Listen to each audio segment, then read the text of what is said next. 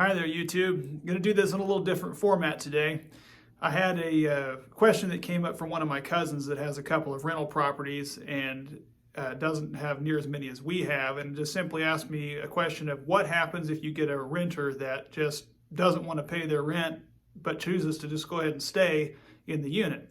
Well, this is squatting. Obviously, they can't live there and not pay rent, and so that creates a very big problem for landlords such as ourselves if anybody chooses to do this.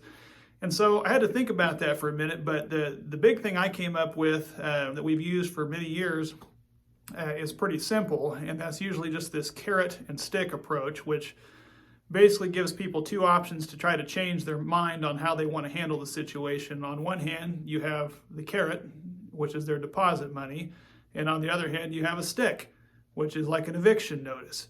Now, we don't usually like to go through the eviction process because, one, it's time consuming, two, it can be expensive if you have to have an attorney help you do it, and three, by the time the resident has gone through this process, they've normally damaged your unit further than what it's going to be worth to try to get the money back out of them.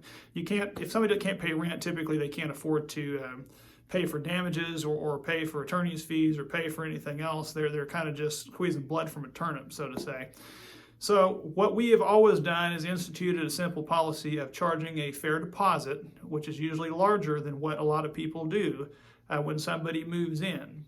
And if this situation ever arises, and it has a couple of times in the past, I'll be honest, then what happens is we can then turn around and offer them a way out with the carrot, which is basically say, okay, go ahead and get out. I understand you can't pay your rent.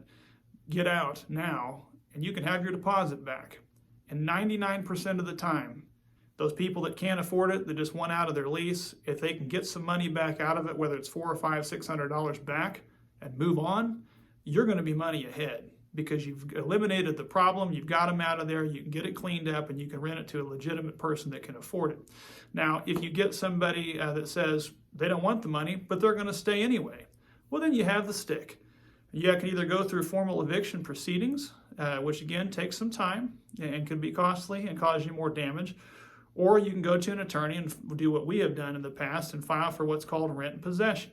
Here in the state of Missouri, here in the Midwest where we are with Sky Management, we've had to do this only a very few amount of times, but what it does is it simply within about 2-week period and the proper filings, it's an inexpensive way to basically remove someone from a property and have them removed if they don't remove themselves in exchange for letting them go and forgiving them for all their rental fees that are due.